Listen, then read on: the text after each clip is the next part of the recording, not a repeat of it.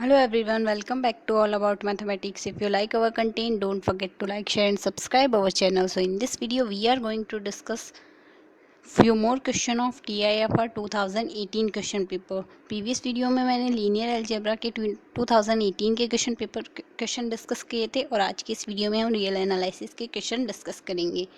सो total 9 question discuss करेंगे. So let us start with the first question. First question is saying limit. ये true false question है.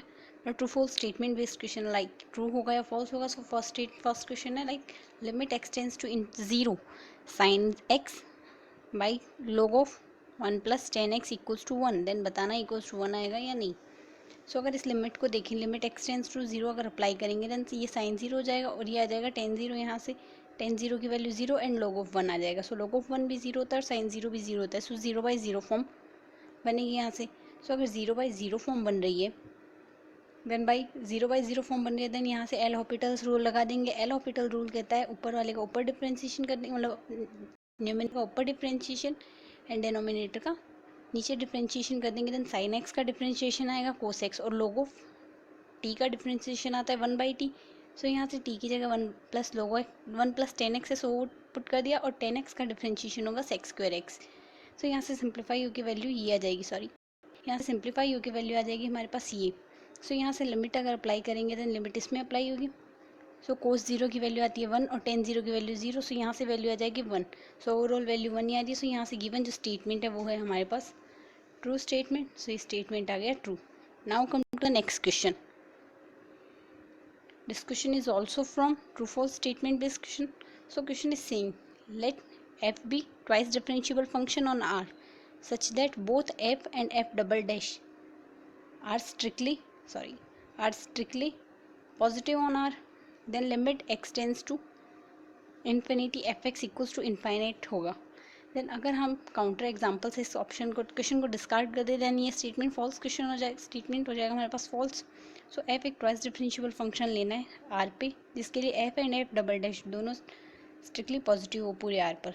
सो if we are just taking F x equals to exponential X, F X अगर exponential minus X होगा then इसके लिए F double dash x भी हमारे पास exponential minus X से आएगा. And we know that exponential T always strictly increasing strictly positive function. So for every x this one is greater than 0. So यहाँ से fx हमारे पास strictly positive function आ गया for all x belongs to R के लिए. So limit x tends to infinity fx की value यहाँ से आएगी limit x tends to infinity exponential minus x. So यहाँ से अगर लिमिट अप्लाई करेंगे देन हमारे पास जीरो वैल्यू आ जाएगी. बट हमारे पास क्वेश्चन में कहा गया है limit x tends to infinity fx equals to infinite. So ये स्टेटमेंट यहाँ से हो गया हमारे पास false statement. So ये statement आ गया false. Now come to the next question.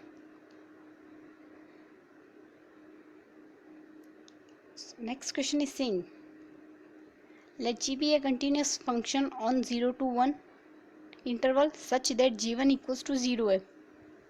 Then the sequence function हमारे पास given sequence of functions fn x equals to xn xs to the power n into gx converges uniformly on 0 to 1. सो इसे uniformly conversion की बात की गई है. Then यहाँ से M N test apply करेंगे. ये भी true false statement based question है. सो यहाँ से अगर इसके लिए पॉइंट वाइज कन्वर्जेंस चेक करेंगे then limit extends to infinity F N X निकालेंगे जो एफ एक्स के इक्वल आएगा. सो एफ एक्स यहाँ से हमारे पास बन रहा है limit extends to infinity F N X हमारे पास X to the power N G X है. सो जब एक्स की वैल्यू बिटवीन 0 to 1 होगी, 0 और 1 से लेस देन होगी, open close interval close 0 to open 1 के बीच में जब होगी then X to the power N equals to ये टर्म हमारे पास 0 की तरफ इम्प्लाई कर रही है. दैट्स वाई यहाँ से वैल्यू 0 आ जाएगी. और व्हेन एक्स की वैल्यू 1 होगी देन ये टर्म तो यहाँ से 1 आएगी, सॉरी यहाँ से ये टर्म तो 1 आएगी बट ये जी0 आएगा, जी1 आएगा और जी1 की वैल्यू हमारे पास गिवन है 0. तो यहाँ से ओवरऑल वैल्यू 0 आ गई. सो एफ एन एक्स हमारे पास 0 फंक्शन आ गया. सो ये कांस्टेंट फंक्शन है साथ तो ये कंटिन्यूस होगा. सो ये फंक्शन पॉइंट वाइज तो कंटिन्यूस है. सो पॉइंट वाइज अगर कंटिन्यूस है देन यूनिफॉर्म कन्वर्जेंस कर भी सकता है और नहीं भी कर सकता है, इसके बारे में नहीं कर सकते. अगर फंक्शन यूनिफॉर्म कन्वर्स करता है then point wise definitely converge करेगा. बट अगर पॉइंट वाइज कन्वर्स ना करे देन यूनिफॉर्मली डेफिनेट कन्वर्स नहीं करेगा. बट यहाँ से ये function uniform point wise converge कर रहा है. सो अब हम यहाँ पे एम एन टेस्ट अप्लाई करेंगे. एम एन टेस्ट कहता है supremum of F N X minus F X की जो वैल्यू आती है सुप्रीमम यहाँ से एम एन आएगा। इस एम एन की limit N tends to infinity पे वैल्यू अगर 0 आती है देन फंक्शन यूनिफॉर्म कन्वर्स करेगा, अदरवाइज यूनिफॉर्म कन्वर्स नहीं करेगा। सो अगर यहाँ से एम एन टेस्ट अप्लाई करते हैं देन यहाँ से एम एन आएगा supremum X belongs to 0 to 1 F N X minus F X. So supremum of X belongs to 0 to 1 X raise to the power N into G X minus 0। तो यहाँ से इसका supremum निकालना है। इसके supremum की अगर बात करें एक्स 0 to 1 के बीच में तो हमने बात की है 0 आएगा। सिमिलरली एक्स इक्वल्स टू 1 पे भी इसकी वैल्यू 0 आ रही है। सो ओवरऑल ये फंक्शन हमारे पास 0 ही है when limit N tends to infinity होगा देन। सो यहाँ से supremum limit N tends to infinity पे हमारे पास 0 ही आएगा। सो ये फंक्शन अगर 0 आ रहा है then limit N tends to infinity, तो ये वैल्यू 0 ही आएगी इस टर्म की।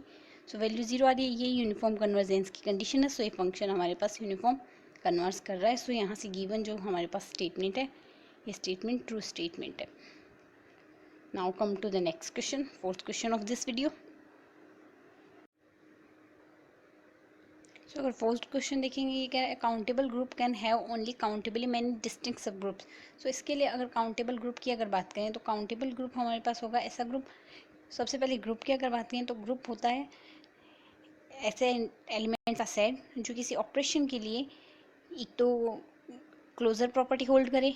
First one is closure property, second one is saying उसकी में एसोसिएटिव प्रॉपर्टी होल्ड हो, उसी ऑपरेशन के रेस्पेक्ट में। थर्ड प्रॉपर्टी है इसकी इसमें आइडेंटिटी एलिमेंट हो उस ऑपरेशन के रेस्पेक्ट में। एंड फोर्थ इज उसमें इन्वर्स प्रॉपर्टी, हर एलिमेंट के रेस्पेक्ट में उस ऑपरेशन के लिए इन्वर्स एलिमेंट एग्जिस्ट हो।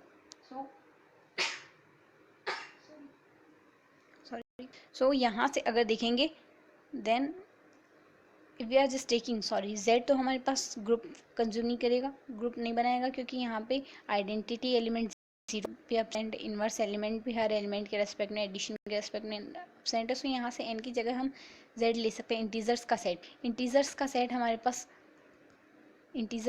हमारे पास ग्रुप बनाता है। सो इंटीजर्स का सेट विद ऑपरेशन एडिशन के लिए हमारे पास काउंटेबल ग्रुप है क्योंकि जेड हमारे पास एक काउंटेबल सेट होता है जिसकी कार्डिनलिटी होती है हमारे पास अलिफ note.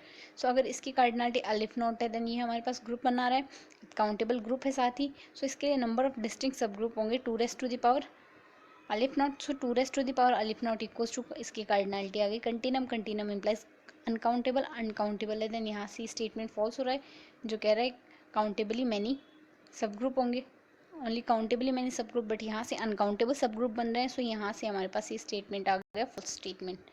Now come to the next question and fifth question of this video.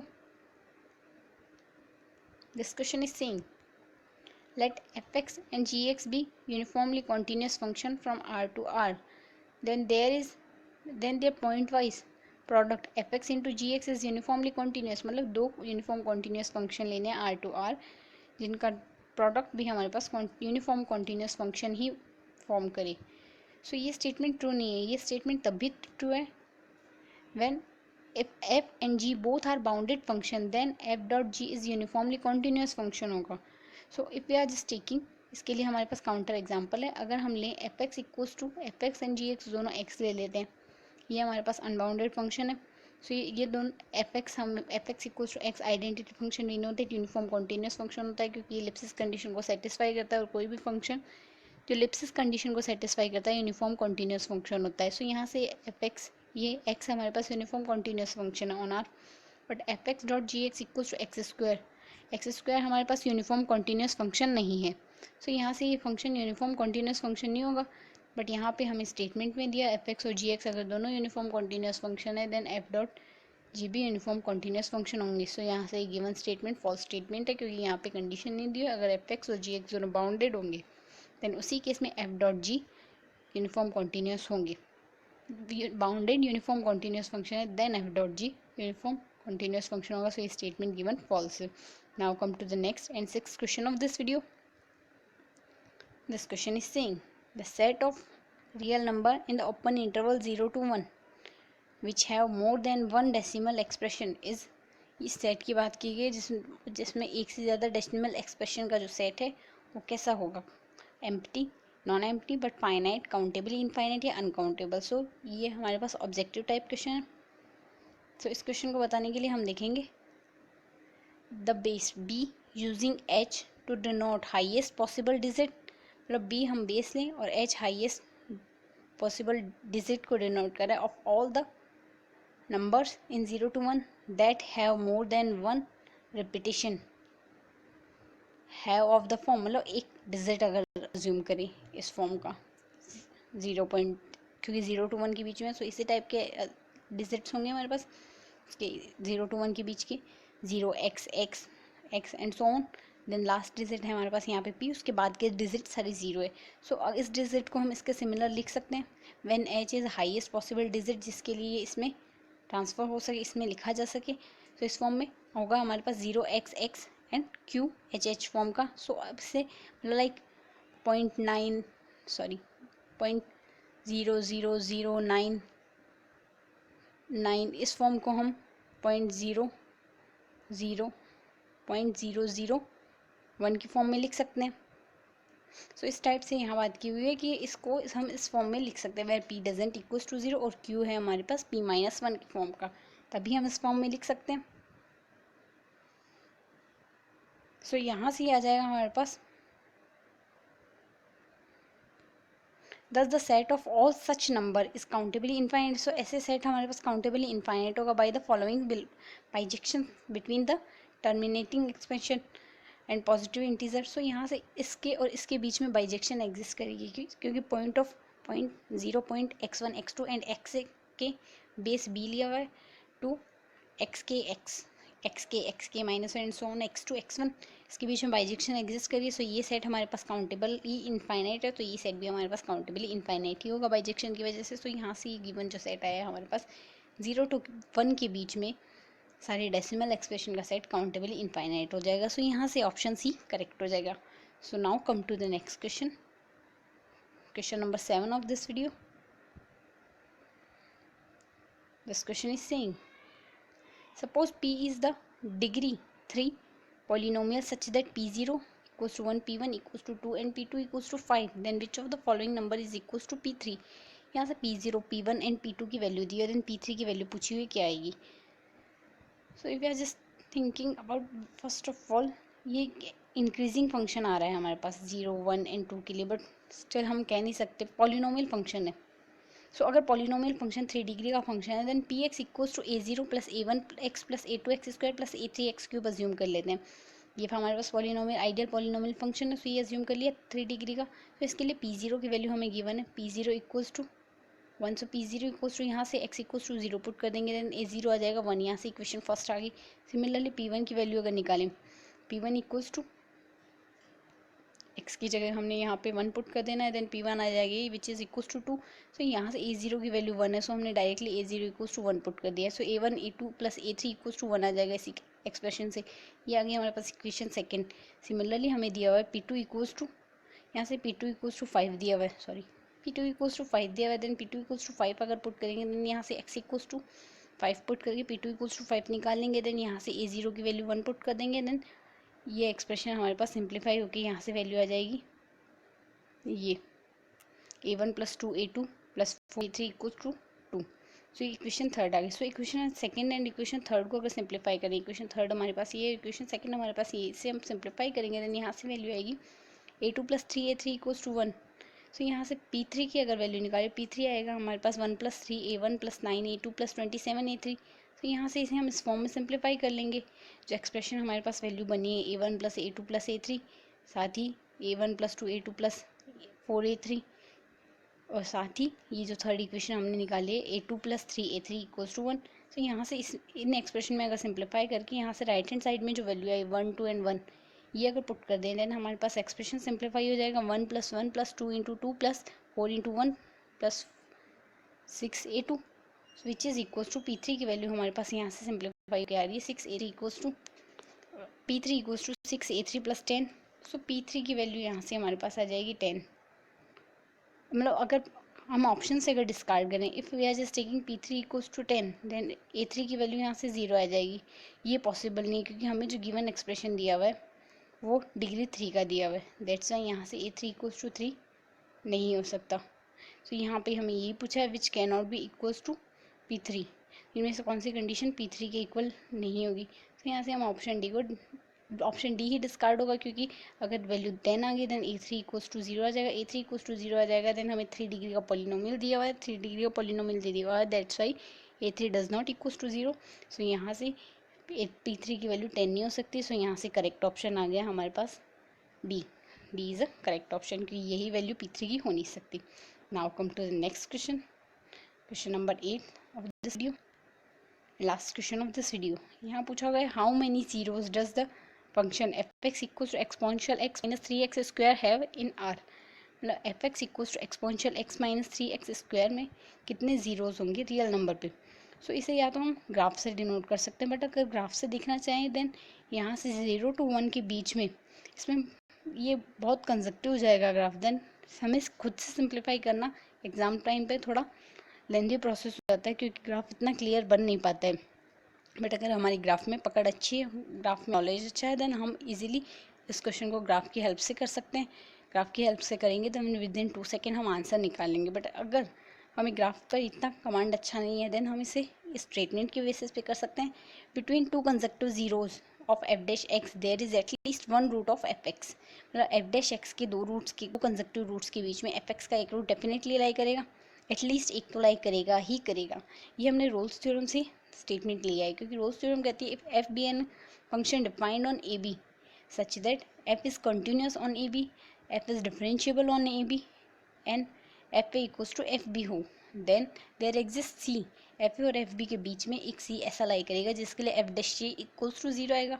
तो यहाँ से हमने ये स्टेटमेंट सिंप्लीफाई किया है। Between any two consecutive zeros of F dash x there is at least one zero of F X. So यहाँ पे अगर एफ एक्स हमें ये दिया हुआ है, फंक्शन हमारे पास कॉन्टीन्यूस भी है, डिफरेंशिएबल भी है, f x equals to exponential minus 3x exponential x minus 3x square, ये हमारे पास कॉन्टीन्यूस डिफरेंशिएबल फंक्शन है ऑन आर, क्योंकि exponential x continuous differentiable function है, साथ ही एक्स स्क्वायर भी कॉन्टीन्यूस डिफरेंशिएबल फंक्शन है, देन इनका डिफरेंस भी हमारे पास कॉन्टीन्यूस एंड डिफरेंशिएबल फंक्शन ही आएगा।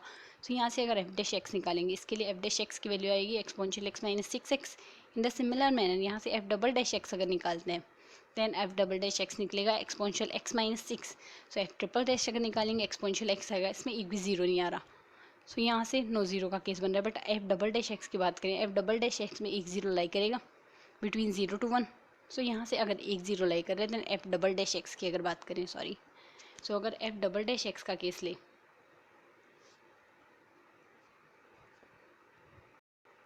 Sorry f double dash x का अगर केस ले, then f double dash x में यहाँ से हमारे पास एक जीरो लाई कर रहा है, ये जीरो और ये 1। सो यहाँ से एक जीरो लाई करेगा, यहाँ से इसके बीच में एक जीरो लाई कर रहा है। सो ये एक जीरो लाई किसके बीच में करेगा, दो consecutive zeros of F dash x के। सो दो कंसेक्टिव जीरोज जो आएंगे उसके बीच में, सॉरी हम ये नहीं कह रहे यहाँ से जीरो पे, बट ये अगर एफ डैश एक्स में एफ डबल डैश एक्स का एक जीरो यहाँ लाई कर रहा है, देन ये किन के बीच में लाई कर रहा है, ये लाई कर रहा है between two consecutive zeros of F x F dash x के, ये एफ डबल डैश एक्स का जीरो है। सो ये किसके बीच में लाई करेगा, दो एफ डैश एक्स के जीरोस के बीच में, और ये दो एफ डैश एक्स का एक जीरो किसके बीच में लाई करेगा, एफ डैश एक्स का एक जीरो लाई करेगा बिटवीन एफ एक्स के दो जीरोस के बीच में, और ये भी दो जीरोस के बीच में। मतलब यहाँ तो एक पॉइंट और हो सकता है, बट एटलीस्ट 3 पॉइंट तो हम कह ही सकते हैं, यहाँ से 3 पॉइंट्स तो आएंगे, क्योंकि यहाँ से ये दो कंसेक्टिव जीरोज आ गए एफ एक्स के, और यहाँ से ये दो कंसेक्टिव जीरोज आ गए एफ एक्स के, ये दो कंसेक्टिव जीरो एफ एक्स के, और साथ ही ये दो कंसेक्टिव जीरो है एफ एक्स के। तो यहाँ से एटलीस्ट 3 कंसेक्टिव जीरोज तो आएंगे, जिनके बीच में एफ डैश के दो जीरो लाई करेंगे और एफ डबल डैश का एक जीरो लाई करेगा। सो अगर इस कंसेप्ट को अप्लाई करते हुए चलें, देन एटलीस्ट 3 तो आएगा ही आएगा। सो यहाँ से एटलीस्ट 3 तो आएगा ही आएगा। सो यहाँ से ऑप्शन डी करेक्ट हो जाएगा, क्योंकि मोर देन 3 तो दिया नहीं। तो यहाँ से ऑप्शन डिस्कार्ड की टेक्निक लगाते हुए हमने ऑप्शन डी करेक्ट कर दिया है। सो यहाँ से ऑप्शन डी करेक्ट आएगा। Now come to the last question of this video, 9th question of this video. This question is saying let A be the set of continuous function f 0 to 1 to 0 to infinity satisfying the following conditions. Conditions हमें given है integration between 0 to x ft dt is greater than or equals to fx for all x belongs to 0 to 1. Then which of the following statement are true? First statement is saying A has cardinality 1. Second statement is saying A has cardinality 2. Third statement is saying A is infinite and last statement is saying A is empty. सो हमें बताना है ए की cardinality होगी क्या। एक हमें एक set दिया है कंटिन्यूस फंक्शन का 0 to 1 to r के बीच में वो फंक्शंस डिफाइन है, और उनके लिए ये कंडीशन फुलफिल होती है। Integration between 0 to x f t d t is greater than f of x for all x belongs to 0 to 1। So इसके लिए हमें ये डायरेक्ट रिजल्ट काम मिलेंगे। This result is saying f(0) to r अगर कोई कॉन्टीन्यूस फंक्शन है जो इस तरीके से है, जिसके लिए mod of F x is less than integration between 0 to x f(3) dt for all x belongs to 0 to t, then f x हमारे पास आइडेंटिकली जीरो फंक्शन होगा। देन हमें यही कंडीशन यहाँ दी हुई है।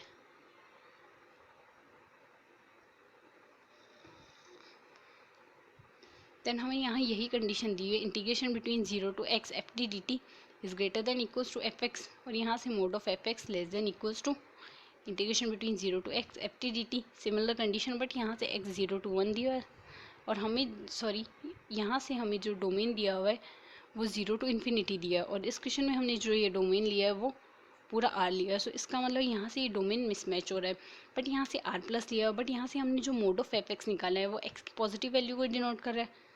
सो यहाँ से ये केस दोनों सिमिलर हो गए, यहाँ से मोड ऑफ एक्स डिनोट कर रहा है और एक्स की वैल्यू पॉजिटिव है, यहाँ से एफ एक्स डिनोट कर रहा है और एक्स राइट हैंड साइड में हमारे पास जो रेंज सेट है वो ऑलवेज पॉजिटिव लिया है। सो वैल्यू एफ एक्स की ऑलवेज ग्रेटर देन और इक्वल्स टू जीरो आएगी। यहाँ से एफ एक्स की वैल्यू ऑलवेज ग्रेटर देन और इक्वल्स टू जीरो आ रही है, greater than equals to zero आ रही है। देन यहाँ से यही कंडीशन ये लेना चाह रहा है क्वेश्चन में, हमने जो स्टेटमेंट लिया इसमें कि mod of x is always greater than equals to zero आता है। सो ये कंडीशन लेना चाह रहा है, दैट्स वाई यहाँ से डोमेन 0 to इन्फाइनाइट दिया और यहाँ से डोमेन आर दिया हुआ है। सो ये कंडीशन मैच हो रही है। यहाँ से इस स्टेटमेंट के थ्रू हम कह सकते हैं F of X identically zero होगा for every X belongs to 0 to 1। अगर एफ एक्स पूरा जीरो है देन ये हमारे पास ऐसे ही एलिमेंट्स ऐसे ही फंक्शन का सेट लिया हुआ है जिसके लिए कंडीशन फुलफिल हो। सो ऐसा एक ही फंक्शन एग्जिस्ट करेगा हमारे पास F x equals to identically zero. So इस सेट में सिर्फ एक ही एलिमेंट होगा, then cardinality of A equals to 1, cardinality of A equals to 1, then यहाँ से स्टेटमेंट ए करेक्ट हो गया। तो यहाँ से स्टेटमेंट ए करेक्ट आ जाएगा। सो आज के इस वीडियो में हमने TIFR 2018 में पूछे गए रियल एनालिसिस के टोटल 9 क्वेश्चन डिस्कस कर लिए, और प्रीवियस वीडियो में हमने लीनियर अलजेब्रा के टोटल 11 क्वेश्चन डिस्कस किए थे। सो अगर आपको वीडियो पसंद आया तो वीडियो को लाइक शेयर एंड सब्सक्राइब करना ना भूलें। Thank you.